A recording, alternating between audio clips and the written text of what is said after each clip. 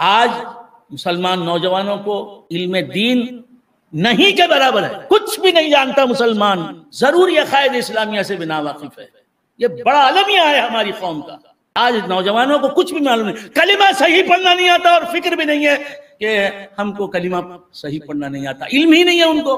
کلمہ پڑھنا ضروری ہے صحیح تلفظ کے ساتھ، اور اس کا معنی جاننا ضروری ہے۔ کلمہ صحیح تلفظ کے ساتھ نہیں پڑھیں گے، اس کا صحیح ترجمہ، صحیح ٹرانسلیشن آپ نہیں جانیں گے تو کلمے پر یقین کب کریں گے، کلمے پر ایمان کب لائیں گے؟ اگر ہم مر گئے، اور موت کا کوئی وقت نہیں، 70 سال کے بعد مرنے والے انہی لوگوں کو ہم نے نہیں دیکھا۔ ہم نے دیکھا 20 سال کے اندر مر گیا، کوئی 30 سال کے اندر مر گیا، کوئی 40 سال کے اندر مر گیا، کوئی 50 سال کے اندر مر گیا، کوئی 60 سال میں مر گیا۔ تو کم عمروں کو بھی موت آتی ہے، کم سنوں کو بھی موت آتی ہے۔ تو نوجوانوں، اللہ سے ڈرو، بہت کچھ سیکھنا تم پر فرض ہے، اور جب تک تم صحیح عقائد نہیں جانو گے اسلام کے، تو عین ممکن ہے کہ تم کوئی کفریہ عقیدہ اپنا لو، کسی کافر کی صحبت میں رہ کر کسی نامور شخصیت کو خدا مان لو، عین ممکن ہے۔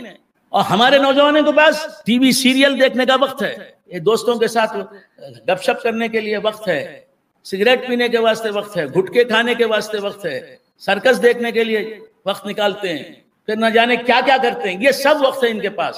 گھنٹوں اس بیکار مشغلے میں، بیکاری میں گزارتے ہیں، اور وقت نہیں ہے ہمارے پاس تو قرآن شریف کا ناظرہ سیکھنے کے لیے وقت نہیں۔ کتنے نوجوان ہیں جن کو وضو کا صحیح طریقہ نہیں معلوم ہے، وضو کے فرائض سے ناواقف ہیں، وضو کے سنن سے ناواقف ہیں، سنتوں سے ناواقف ہیں۔ 30 سال کے ہو گئے۔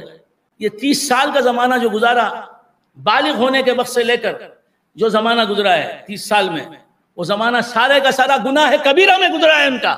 زنا کرنا ہی گناہ کبیرہ نہیں، لباطت کرنا ہی گناہ کبیرہ نہیں، گناہ کبیرہ کا معنی بڑا گناہ۔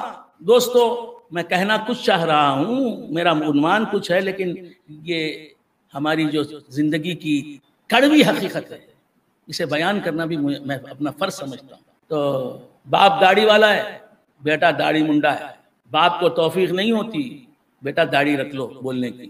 باپ نماز پڑھتا ہے، بیٹا بے نمازی ہے، باپ کو توفیق نہیں ہوتی، بیٹا نماز کے پابند بن جاؤ۔